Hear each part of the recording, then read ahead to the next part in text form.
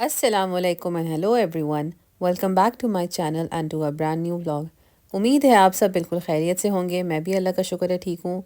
और मेरी दुआ है आप लोग सब अपने घरों में खुश और महफूज रहें और अल्लाह ताला आप सब की तमाम तकलीफ़ें परेशानियाँ खैर और आफियत के साथ दूर करें। आमीन सुम्मा आमीन। तो आइए चलिए स्टार्ट करते हैं आज का व्लॉग। सुबह सुबह से इस वक्त मैं फ़जर की नमाज़ पढ़ के आ गई थी नीचे। ये नॉर्मल वीकडे की ही रूटीन मैं शेयर कर रही हूँ। तो यहाँ पे मैं नमाज़ पढ़ के बेटी को उठा के और वॉशरूम भेज के उसको तो उसका नीचे आ गई थी मैं लंच बॉक्स प्रिपेयर करने। बस आप सब लोगों की तरह मेरी रूटीन भी बिल्कुल सेम ही है जैसे तमाम मदर्स की होती है कि सुबह सुबह का दिन दिन का आगाज़ हो जाता है और बस दिन भर की भाग दौड़ शुरू हो जाती है।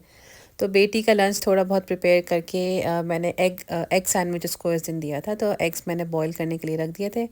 जब तक एग्स बॉईल हो रहे थे मैंने सोचा जो बर्तन जमा होते जा रहे हैं उनको मैं हाथ के हाथ धो दूं वरना बहुत ज़्यादा पाइल अप हो जाते हैं और फिर बहुत मुश्किल हो जाती है उनको एक साथ वॉश करने में। तो साथ साथ काम होते रहना तो ज़िंदगी आसान हो जाती है हम लोगों की।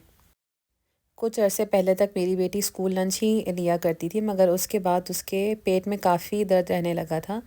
तो जब से इसका नया स्कूल स्टार्ट किया है मतलब नया स्कूल इसने जब से जॉइन किया है तो मैं इसको पैक लंच ही देती हूँ। तो उससे माशाल्लाह काफ़ी बेहतरी आई और वो खुशी खुशी खा भी लेती है वरना जो स्कूल लंच होते थे काफ़ी यहाँ पे ज़ाहिर है हमारे टेस्ट बड्स के हिसाब से नहीं है बिल्कुल भी बहुत ब्लैंड होते थे। तो वो बिल्कुल भी पसंद नहीं करती थी। कभी स्टीम्ड वेजिटेबल्स होती थी कभी कुछ किसी किस्म का पाए होता था तो बिल्कुल भी पसंद नहीं करती थी। तो जब से मैंने पैक लंच देने शुरू किए बहुत खुशी खुशी मतलब पूछती भी है कि क्या बनाएंगी और रिक्वेस्ट भी कर देती है फरमाइश कर देती है कि क्या बनाएं। तो यहाँ पे जो बॉयल एग सैंडविच है मेरा बिल्कुल रेडी है। बिल्कुल सिंपल तरीके से बनाया बस अंडे को जो है मैश किया उसमें मेयो डाला और काली मिर्च नमक और यहाँ पे फिर लंच रेडी है। और साथ में मैं कुछ थोड़े बहुत फ्रूट्स भी ज़रूर देती हूँ स्पेशली ग्रेप्स क्योंकि दोनों बच्चों को मेरे बहुत पसंद है। और इस वीक मैं बच्चों के लिए ये योगर्ट पॉड्स ले आई थी तो वो भी मैंने उसको पैक करके दे दिया था। तो बस लंच बनाने के बाद मैं इसके नाश्ते की तैयारी करती हूँ। और थैंकफुली कुछ ज़्यादा हैवी नहीं लेती है बस सिंपल मिल्क ही लेती है और साथ में कुछ बन वगैरह ले लेती है। तो बस इन सब चीज़ों के बाद मैंने हस्बैंड को और बेटी को सी ऑफ कर दिया था और फिर मैं आ गई थी अपने नाश्ते की तैयारी करने। इसके बाद बल्कि नाश्ता स्टार्ट करने से पहले थोड़े बहुत और बर्तन जमा हो गए थे तो वो भी मैंने सबसे पहले धो दिए थे और साथ साथ मेरी चाय भी इस वक्त पक रही थी।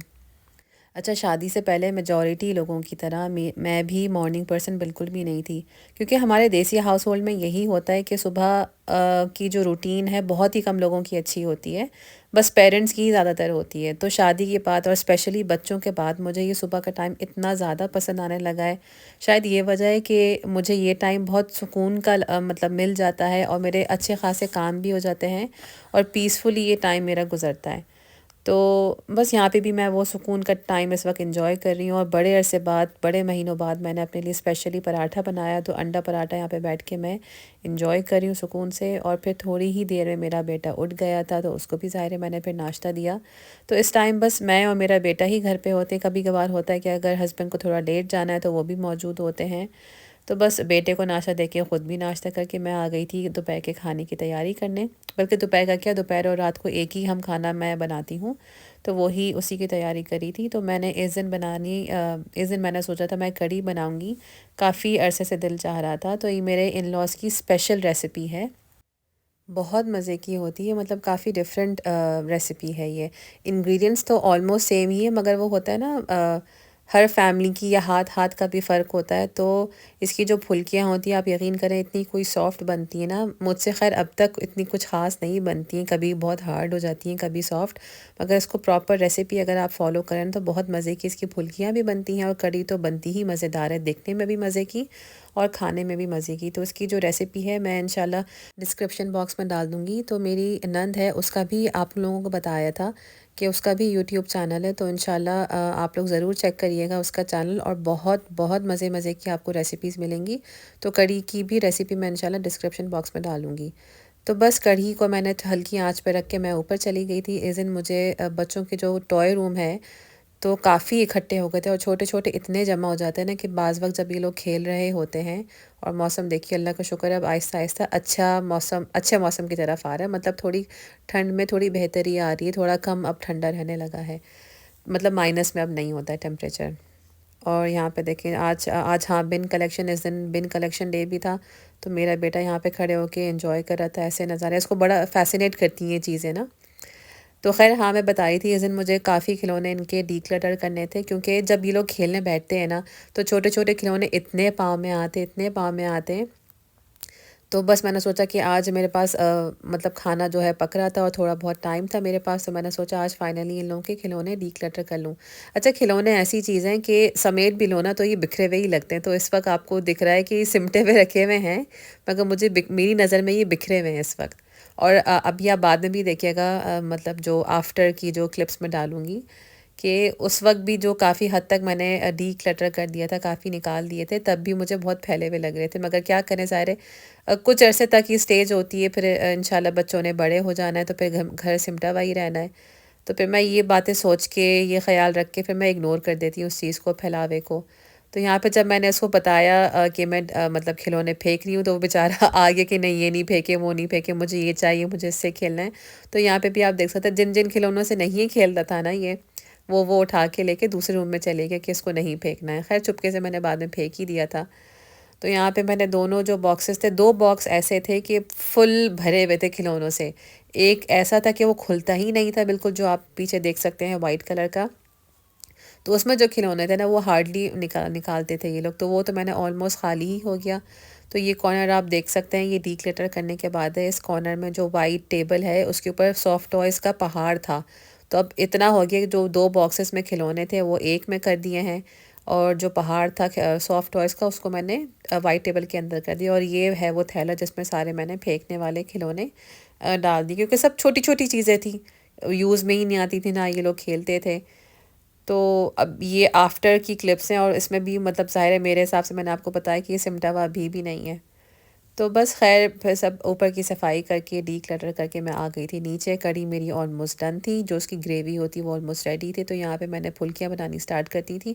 अच्छा, फुल्कियों कह रही हूँ, फुल्कियाँ बनाने का प्रोसीजर मुझे बहुत मुश्किल लगता है। लास्ट टाइम तो मुझसे बहुत हार्ड हो गई थी, अंदर एक गुठली सी रह जाती हमेशा मुझसे। और इस दिन मुझे लग रहा था मुझसे बहुत सॉफ्ट बन गई थी, क्योंकि मैंने शायद सोडा ज़्यादा डाल दिया था।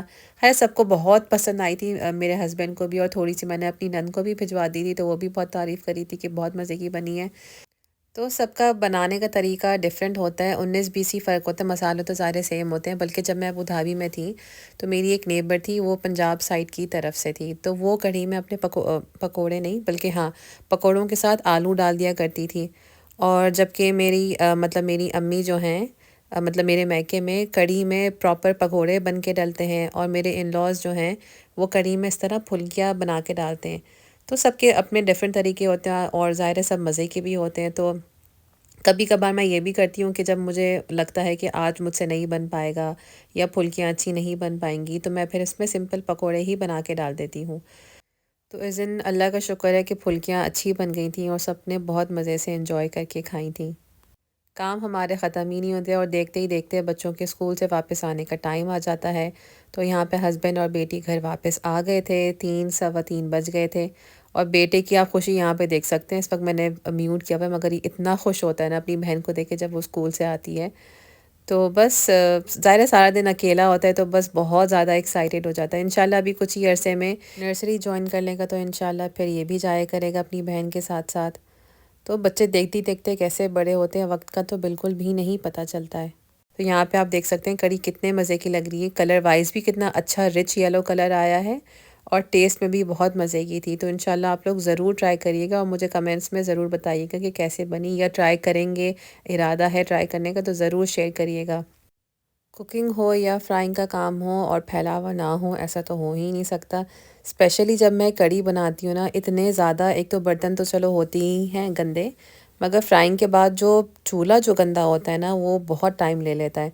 तो यहाँ पे आप इस वक्त देख सकते हैं कि कितनी ज़्यादा तबाही मची हुई है, कि सब कुछ ही गंदा हुआ हुआ है। तो इसको भी समेटते समेटते फिर शाम ही हो जाती है।